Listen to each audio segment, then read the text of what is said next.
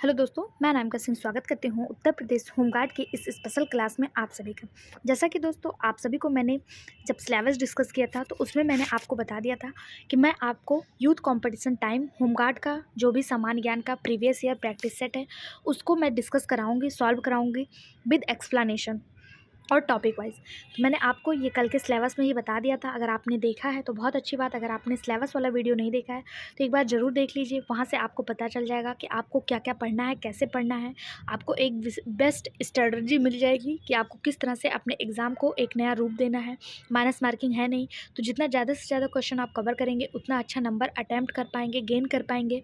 तो आपसे जो है उसको भी देख लीजिए। और अगर आप चैनल पर नए हैं तो सब्सक्राइब कर लीजिए। हमारे इसी चैनल पर बहुत जल्द उत्तर प्रदेश लेखपाल के भी क्वेश्चन देखने को मिलेंगे, तो आप लोग उसके लिए भी ज्वाइन कर लें। इसमें हमने आपको बताया था कि हम आपको हिस्ट्री, पॉलिटी, इसके साथ साथ पर्यावरण, सामान्य विज्ञान और इकोनॉमी, ये सारे क्वेश्चन जो है इंक्लूड करके सॉल्व करवाएंगे। आज का जो हमारा क्लास है वो इतिहास पॉलिटी का क्वेश्चन है। पॉलिटी के इंपॉर्टेंट क्वेश्चन, आज हमारा जो टॉपिक है वो भारत का संवैधानिक विकास और संविधान। यहाँ से अभी तक जितने भी एग्ज़ाम में जो भी क्वेश्चन आए हैं उनको हम लोग डिस्कस करेंगे। पेशेंस के साथ लास्ट तक बने रहिएगा और यहीं से आपका क्वेश्चन भी सॉल्व हो जाएगा एग्ज़ाम टाइम में। ये मेरा वादा है आपसे। आप लोग बस पेशेंस के साथ जुड़े रहिए। चैनल पर अगर नए हैं तो सब्सक्राइब कर लीजिए और इसको अपने सभी दोस्तों, सभी रिश्तेदारों, सभी जानने वालों तक शेयर कर दीजिए, जिससे उन तक भी ये वीडियो पहुंच जाए और उन्हें ये बुक को बहुत सारे लोग ऐसे होते हैं जिनके पास बुक खरीदने का भी पैसा नहीं होता है, लेकिन वो प्रैक्टिस सेट करना चाहते हैं। उनके लिए ये बुक हम सभी के लिए इंपॉर्टेंट है, जो लोग उत्तर प्रदेश होमगार्ड का पेपर देने जा रहे हैं। तो अनुरोध है कि ये ज़्यादा से ज़्यादा शेयर करिए, जिससे ये उन ज़रूरतमंदों तक पहुँच जाए जो बुक पढ़ना तो चाहते हैं लेकिन उनके पास खरीदने का पैसा नहीं है। ठीक है, ये बुक का पीडीएफ आपको फ्री ऑफ कॉस्ट हमारे टेलीग्राम चैनल पे प्रोवाइड करवाया जाएगा।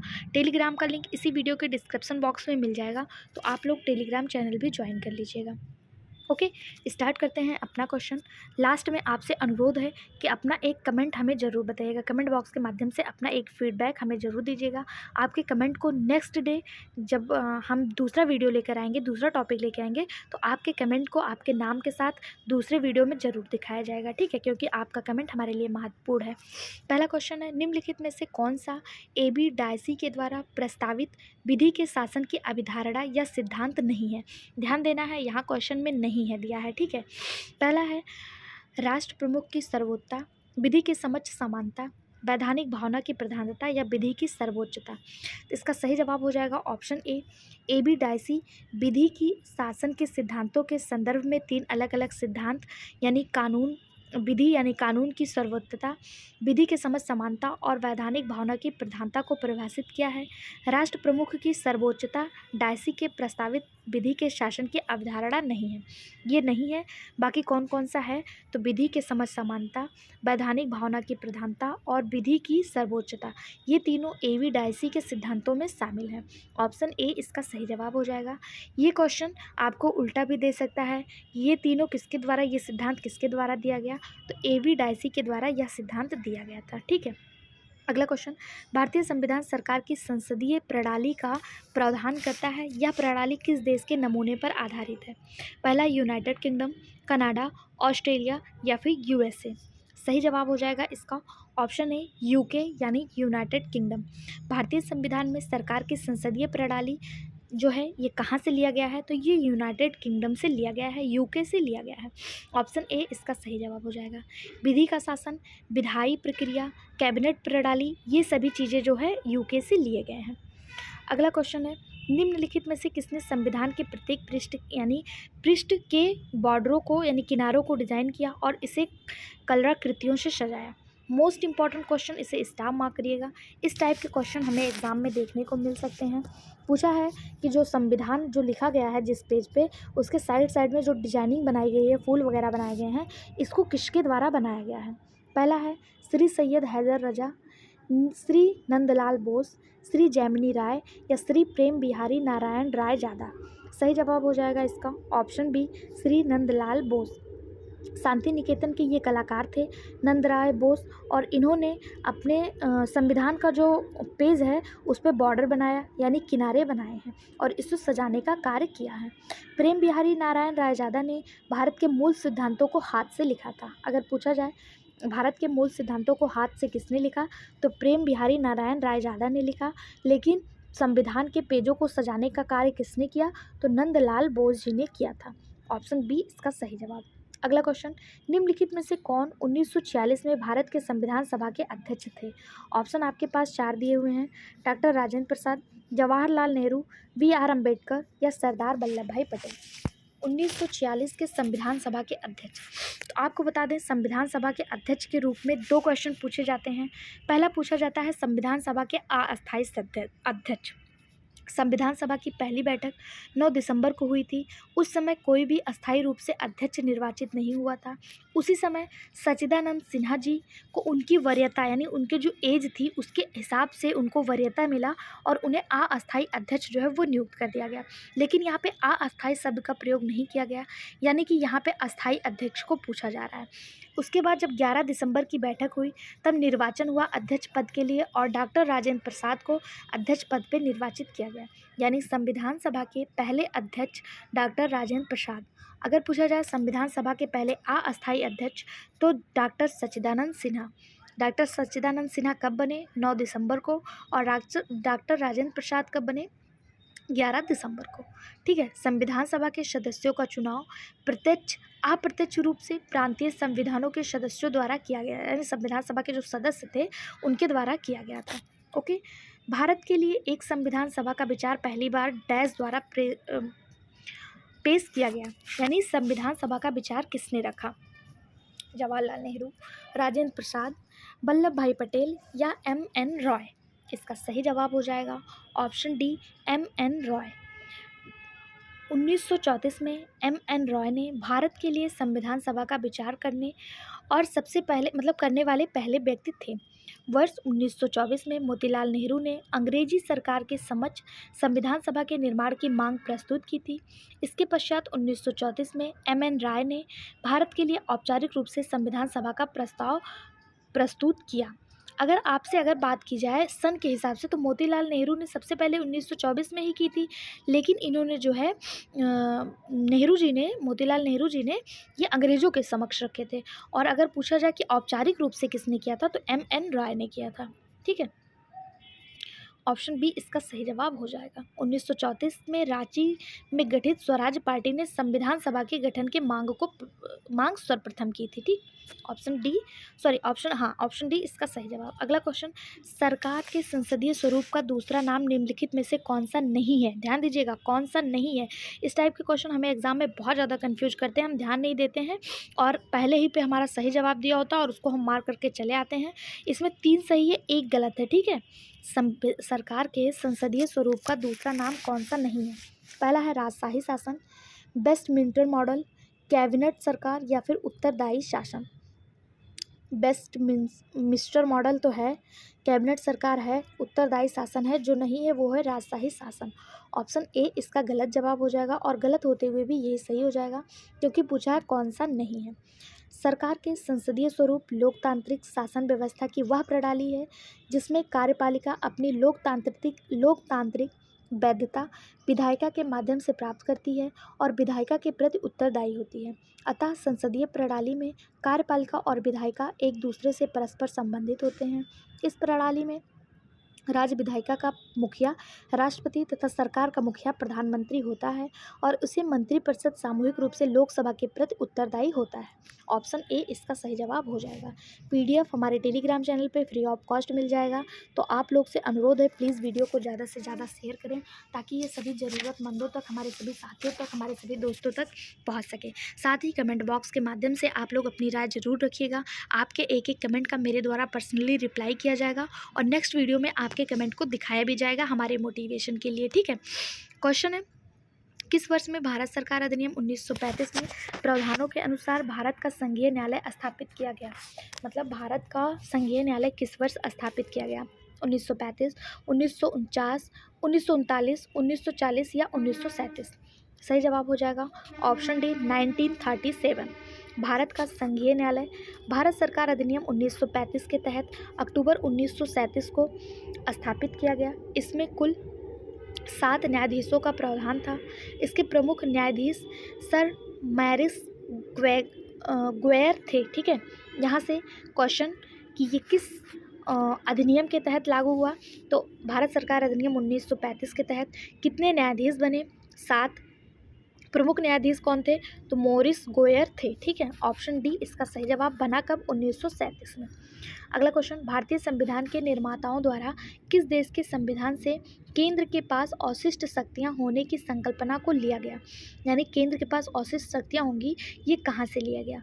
अमेरिका, ऑस्ट्रेलिया, कनाडा या यूनाइटेड किंगडम? तो आपको बता दें, अमेरिका से जो लिया गया है वो मौलिक अधिकार लिया गया है और संविधान की सर्वोच्चता, ये अमेरिका से लिया गया है। ऑस्ट्रेलिया से क्या लिया गया? तो प्रस्तावना की भाषा और समवर्ती सूची ऑस्ट्रेलिया से लिया गया है। अगर बात करें ब्रिटेन से क्या लिया गया, यानी यूनाइटेड किंगडम, यानी इसी को यूके, इसी को ब्रिटेन कहा जाता है, यहाँ से क्या लिया गया? तो सरकार का संसदीय स्वरूप, एकल नागरिकता व विधि का शासन, ये ब्रिटेन से लिया गया। बाकी यहाँ पे जो क्वेश्चन पूछा है कि केंद्र के पास अवशिष्ट शक्तियाँ, ये कनाडा से लिया गया है। ऑप्शन सी इसका सही जवाब हो जाएगा। इसके अलावा अर्धसंघात्मक सरकार और सशक्त केंद्र की संकल्पना भी कनाडा से ही लिया गया है। यहाँ से क्वेश्चन पूछा जाता है कि संविधान में कौन सी चीज़ किस देश से ली गई है, तो ऐसे क्वेश्चनों को आपको बिल्कुल भी निगलेक्ट नहीं करना है, इनको बहुत अच्छे से पढ़कर जाना है। पढ़ने के लिए एक बार वीडियो देख लीजिए और PDF लेकर रिवीजन करते रहिए। हम लास्ट तक आपका साथ देंगे, आपके साथ खड़े रहेंगे। कोई भी दिक्कत हो, कोई भी समस्या हो, कमेंट बॉक्स के माध्यम से, टेलीग्राम के माध्यम से हमसे डिस्कस करिए, हम उसको सॉल्व करने की कोशिश करेंगे, ठीक है। अगला क्वेश्चन, निम्नलिखित में से किस अधिनियम को मॉन्टेगू चेम्सफोर्ड सुधार के रूप में जाना जाता है? भारत सरकार अधिनियम 1919, भारतीय परिषद अधिनियम 1892, भारतीय परिषद अधिनियम 1861 या फिर भारत सरकार अधिनियम 1935। मॉन्टेगू चेम्सफोर्ड सुधार के नाम से जो अधिनियम आया था वो भारत सरकार अधिनियम 1919 था, जिसमें सैमुअल मॉन्टेगू और वायसराय लॉर्ड चेम्सफोर्ड थे। मॉन्टेगू कौन थे? ये सचिव थे। और वायसराय कौन थे? चेम्सफोर्ड थे। इन्होंने संवैधानिक सुधारों की अपनी एक योजना तैयार की, जिसे मॉन्टेगू चेम्सफोर्ड सुधार के नाम से जाना जाता है। इसके तहत 1919 के भारत शासन अधिनियम को अधिनियमित किया गया, ठीक है। 1921 में मॉन्टेगू चेम्सफोर्ड सुधारों को लागू किया गया। इस अधिनियम का जो उद्देश्य था वो क्या था? तो इस अधिनियम का उद्देश्य भारतीयों का शासन में प्रतिनिधित्व सुनिश्चित करना था। ऑप्शन ए इसका सही जवाब हो जाएगा। अगर आपसे पूछा जाए कौन सा वो अधिनियम था जिसने भारतीयों को शासन में प्रतिनिधित्व करने का अधिकार दिया, तो यही मॉन्टेगू चेम्सफोर्ड अधिनियम था। ये कब आया? 1919 में आया। अगला क्वेश्चन, डैश के मामले में एक समतावादी सामाजिक व्यवस्था की स्थापना को संविधान की मूल संरचना के रूप में माना गया? किसमें माना गया? इस टाइप के क्वेश्चन अभी आपको LT ग्रेड के पेपर में देखने को मिला था कि जहाँ से इस टाइप के क्वेश्चन पूछे गए थे। किसमें? कौन सा वो केस था जिसमें समतावादी सामाजिक व्यवस्था की स्थापना को संविधान की मूल संरचना के रूप में स्वीकार किया गया? पहला है सुनील बत्रा बनाम दिल्ली प्रशासन, मेनका गांधी बनाम भारत संघ, national council for civil liberty बनाम भारत संघ, समता बनाम आंध्र प्रदेश। इसका सही जवाब हो जाएगा ऑप्शन डी, समता, यानी एक NGO था, NGO बनाम आंध्र प्रदेश राज्य के मामलों में एक जो है समतावादी सामाजिक व्यवस्था की स्थापना को संविधान की मूल संरचना के रूप में माना गया। आदिवासी अधिकारियों के लिए दक्षिण भारत के नए NGO समता ने भारत के सर्वोच्च न्यायालय में एक विशेष अवकाश याचिका जो है वो दायर की और सुप्रीम कोर्ट ने 1997 में यह निर्णय सुनाया कि आदिवासियों की भूमि और वन भूमि को गैर आदिवासियों या निजी कंपनियों को खनन या औद्योगिक दुनिया के लिए पट्टे पर नहीं दिया जा सकता। ऐसा काम केवल आदिवासी या सरकारी उपक्रम ही कर सकते हैं। ये था ऑप्शन डी इसका सही जवाब। अगला क्वेश्चन, 1919 के भारतीय परिषद अधिनियम को किस रूप में जाना जाता है? 1909 के भारतीय परिषद अधिनियम को किस रूप में जाना जाता है? तो मॉन्टेगू चेम्सफोर्ड ये तो 1919 में आया था, साइमन कमीशन 1927 में आया था, क्रिप्स मिशन 1942 में आया। मॉन्टेगू और जो 1919 का था ये मॉर्ले मिंटो सुधार था, मॉर्ले मिंटो रिफॉर्म्स था, ये 1919 में आया था। ऑप्शन डी इसका सही जवाब हो जाएगा। इस अधिनियम द्वारा केंद्रीय व प्रांतीय विधान परिषदों में अतिरिक्त सदस्यों की संख्या में वृद्धि की गई। विधायिका के साथ साथ कार्यपालिका में भी भारतीय प्रतिनिधित्व सुनिश्चित किया गया। विधान परिषदों में निर्वाचित सदस्यों को शामिल किए जाने का प्रावधान किया गया तथा इसकी सबसे बड़ी विशेषता यह थी कि इसमें पहली बार सांप्रदायिकता प्रतिनिधि को शामिल किया गया। ऑप्शन डी इसका सही जवाब हो जाएगा। अगला क्वेश्चन देखिए, ये क्वेश्चन आपको टफ लग रहे हैं तो आपको पता होगा कि इस पर होमगार्ड का जो क्वेश्चन है, जो एग्ज़ाम है, वो उत्तर प्रदेश पुलिस के द्वारा लिया जाएगा और ये सारे क्वेश्चन यूपीएसआई, यूपी पुलिस, इन सब में पूछे गए क्वेश्चन है और प्रीवियस ईयर क्वेश्चन से भी हमेशा क्वेश्चन आता है, चाहे वो उत्तर प्रदेश कांस्टेबल हो, यूपीएसआई का हो, जितने भी उत्तर प्रदेश पुलिस के द्वारा लिया गया एग्ज़ाम है, उन सभी को एक जगह संकलित करके आपको प्रोवाइड करवाया जा रहा है। मुझे यहाँ से क्वेश्चन आपको 95% क्वेश्चन आपको इसी बुक से मिल जाएगा। बाकी 5% का नहीं कह सकते, करंट का हो सकता है, थोड़ा सा अलग पूछ ले, अपडेटेड पूछ ले। बाकी 95 क्वेश्चन आपको यहीं से मिलेगा, ये मेरा वादा है। मैं लास्ट तक आपके साथ जुड़ी रहूँगी और लास्ट में जब एग्ज़ाम हो जाएगा तो हम लोग शेयर भी करेंगे कि हमारे सेशन से कितने क्वेश्चन आए हैं। जैसा अभी हमने जल्द में LT ग्रेड का पूरा सिलेबस करवाया था, इसी तरह प्रीवियस सेट के माध्यम से और पूरे के पूरे क्वेश्चन बायोलॉजी के वहाँ से फंसे हैं। और हमारे इसी चैनल पे GIC, UP PGT, Uttar Pradesh लेखपाल, बिहार TRE सबके प्रैक्टिस सेट करवाए जाएंगे। आप लोग उनसे भी ज़रूर जुड़िएगा। अगर नए हैं तो चैनल को सब्सक्राइब कर लीजिए और हमारे ऊपर विश्वास रखिएगा। लास्ट में आप खुद कहेंगे कि मैम आपने जो पढ़ाया वही आया, ठीक है। क्वेश्चन है, भारतीय संविधान में शक्तिशाली केंद्र वाला संघ यानी फेडरेशन विद स्ट्रॉन्ग सेंटर निम्नलिखित में से किस संविधान से ली गई विशेषता है, मतलब ये कहाँ से लिया गया? ऑस्ट्रेलिया से, दक्षिण अफ्रीका से, कनाडा से या ब्रिटिश से? तो फेडरेशन विद स्ट्रॉन्ग सेंटर जो है ये कनाडा से लिया गया था। ऑप्शन सी इसका सही जवाब हो जाएगा। इसके अलावा कनाडा से अभी हम लोगों ने देखा था कि केंद्र के पास अवशिष्ट शक्तियाँ जो थी वो भी केंद्र से कनाडा से लिया गया। इसके अलावा अर्धसंज्ञात्मक सरकार, सशक्त केंद्र जो यहाँ पे दिया है फेडरेशन विद स्ट्रॉन्ग सेंटर, ये भी इसको सशक्त केंद्र भी लिख सकता है, ये सब जो है कनाडा से लिया गया था। उसके अलावा अगर ऑस्ट्रेलिया से पूछा जाए तो ऑस्ट्रेलिया से समवर्ती सूची जो है ये ऑस्ट्रेलिया से लिया गया, प्रस्तावना ऑस्ट्रेलिया से लिया गया। एक ही क्वेश्चन को हम लोग एक्सप्लेनेशन के माध्यम से इतनी बार पढ़ेंगे ना कि रिवीजन की भी ज़रूरत नहीं होगी, सारी चीज़ें हमारे दिमाग में बैठ जाएंगी। बस आपको कॉन्सेंट्रेट होकर सारी चीज़ों को सुनना और समझना है, ठीक है। ऑस्ट्रेलिया से क्या लिया गया? तो ऑस्ट्रेलिया से प्रस्तावना और प्रस्तावना की भाषा ली गई और समवर्ती सूची ली गई। इसके अलावा अगर आपसे पूछा जाए ब्रिटिश से क्या लिया गया, ब्रिटेन से क्या लिया गया, तो यहाँ से सरकार का संसदीय स्वरूप, एकल नागरिकता और विधि का शासन, ये सब कहाँ से लिया गया था? ब्रिटेन से लिया गया था, ठीक है। कहाँ से? ब्रिटेन से लिया गया था। बाकी इसका जो सही जवाब हो जाएगा वो कनाडा हो जाएगा। कनाडा, ऑप्शन सी इसका सही जवाब हो जाएगा जी। दक्षिण अफ्रीका से, दक्षिण अफ्रीका के संविधान से संविधान संशोधन की प्रक्रिया ली गई, राज्यसभा के सदस्यों का निर्वाचन, ये दक्षिण अफ्रीका से लिया गया। अगला क्वेश्चन, संविधान सभा के उस सदस्य का नाम बताइए जिन्होंने कहा कि हमारे संविधान की प्रस्तावना में उन बातों को अभिव्यक्त किया गया है जिनके बारे में हमने सोचा था या इतने लंबे समय से जिनका सपना देखा था। यह बात किसने कहा? भीमराव अंबेडकर, गोपाल स्वामी अयंगर, KM मुंशी या अल्लादी कृष्ण स्वामी अय्यर? सही जवाब हो जाएगा ऑप्शन ए, अल्लादी कृष्ण स्वामी अय्यर। इन्होंने कहा कि हमारे संविधान सभा में उन चीज़ों को शामिल किया गया है, प्रस्तावना में उन चीज़ों को बताया गया है जिसके बारे में हम लोग बहुत लंबे समय से सपना देख रहे थे। यह कथन किसका था? सर अल्लादी कृष्ण स्वामी अय्यर का था। ऑप्शन डी इसका सही जवाब हो जाएगा। ये अल्लादी कृष्ण स्वामी अय्यर थे कौन? तो ये एक प्रसिद्ध न्यायविद, अधिवक्ता और शिक्षा शास्त्री थे। ये उदारवादी दृष्टिकोण के थे। देश की आज़ादी के बाद ये संविधान सभा के सदस्य भी चुने गए। 1929 और से लेकर 1944 यानी 1944 तक इन्होंने ब्रिटिश कालीन मद्रास के अधिवक्ता के रूप में कार्य किया। ऑप्शन डी इसका सही जवाब हो जाएगा। अगला क्वेश्चन है, नई दिल्ली में पहली बार संविधान सभा की बैठक कब हुई? Most important question. फर्स्ट बार कोई अगर नामित हो रहा है, कोई महिला पहली बार चुनी गई, कोई जगह है जहाँ पे पहली बार कोई काम हो रहा है, ऐसी चीज़ें आपको एग्ज़ाम में अक्सर देखने को मिल जाती हैं। नई दिल्ली हमारे देश की राजधानी है, वहाँ से क्वेश्चन पूछ सकता है वहाँ पे पहली बार संविधान सभा की बैठक कब हुई? सही जवाब ऑप्शन सी हो जाएगा, 9 दिसंबर 1946, जिसमें अस्थायी अध्यक्ष के रूप में सच्चिदानंद सिन्हा जी को सिलेक्ट किया गया था। उन्हीं की अध्यक्षता में 9 दिसंबर 1946 को संविधान सभा की पहली बैठक नई दिल्ली स्थित कौंसिल चैम्बर का जो पुस्तकालय भवन है वहाँ पे आयोजित की गई थी। ऑप्शन सी इसका सही जवाब था। इस बैठक में हुआ क्या? तो मुस्लिम लीग ने इस बैठक का बहिष्कार किया और पाकिस्तान के लिए अलग संविधान की मांग की थी। अगर पूछा जाए मुस्लिम लीग ने पाकिस्तान के लिए अलग संविधान की मांग कब की, तो 1946 में की थी, संविधान सभा की पहले बैठक में। अगला, भारत के अध्यक्ष यानी स्पीकर और डिप्टी स्पीकर के पद किस प्रावधान के तहत सृजित किए गए हैं? कौन से अधिनियम के तहत? 1909, 1935, 1919 या 1947 का भारतीय स्वतंत्रता अधिनियम?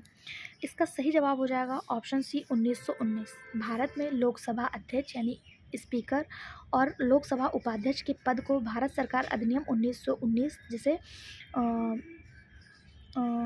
मॉन्टेगू चेम्सफोर्ड रिफॉर्म कहा जाता है, इसके तहत जो है सृजित किया गया। भारतीय संविधान के अनुच्छेद, एक मिनट यार, अनुच्छेद 93 में यानी कि 93 में लोकसभा के अध्यक्ष और उपाध्यक्ष का प्रावधान है तथा लोकसभा यथाशीघ्र अपने 2 सदस्यों को अध्यक्ष और उपाध्यक्ष चुनेगी। यह बात किसमें कही गई है? आर्टिकल 93 में। आर्टिकल 94 में लोकसभा अध्यक्ष और उपाध्यक्ष का जो पद से हटाने के लिए या त्यागपत्र देने के लिए बात कही गई है। अगर पूछा जाए लोकसभा के अध्यक्ष व उपाध्यक्ष का निर्वाचन कौन से आर्टिकल में? 93 में। और इनका इस्तीफा किसमें? 94 में। ठीक है, यहाँ से भी क्वेश्चन देखने को मिल सकता है। अगला क्वेश्चन, भारतीय संविधान को कब अपनाया गया? भारतीय संविधान को कब अपनाया गया? 26 जनवरी 1951, 26 जनवरी 1949, 26 नवंबर 1949 या 26 नवंबर 1950? तो आपको बता दें, भारतीय संविधान जो था इसको 26 नवंबर 1949 को अपनाया गया। ऑप्शन सी इसका सही जवाब हो जाएगा। 26 नवंबर 1949 को जब संविधान अपनाया गया था तो इसमें 395 अनुच्छेद, 22 भाग और 8 अनुसूचियाँ थी। इसे जो है पूर्ण रूप से लागू कब किया गया? अगर क्वेश्चन ऐसा पूछ ले तो इसे लागू किया गया 26 जनवरी 1950 को। ठीक है, ऑप्शन इसका जो सही जवाब, अपनाया कब गया? तो 26 नवंबर 1949 को ही अपना लिया गया था। लागू कब किया गया? 26 जनवरी 1950 को। अब आपके लिए आज का जो क्वेश्चन है जिसका आंसर आपको कमेंट बॉक्स में देना है कि भारतीय संविधान में वर्तमान में कितने आर्टिकल, कितने अनुच्छेद, कितने भाग और कितनी अनुसूचियां हैं। इसका जवाब आपको कमेंट बॉक्स में देना। अगर आपका जवाब सही होगा तो नेक्स्ट डे आपके कमेंट को नेक्स्ट वीडियो में ज़रूर दिखाया जाएगा। अगला क्वेश्चन, 24 जनवरी 1950 को भारतीय संविधान के 284 सदस्यों ने हस्तलिखित संविधान पर हस्ताक्षर किए, जिसमें कितनी महिलाएं शामिल थी? यानी कि जो हस्तलिखित संविधान पर हस्ताक्षर हुआ था 24 जनवरी 1950 को, इसमें सदस्य कितने थे? 284। इसमें महिलाएं कितनी थी? तो 15 महिलाएं थी। ऑप्शन सी इसका सही जवाब हो जाएगा। कितनी महिलाएं थी? 15 महिलाएं थी।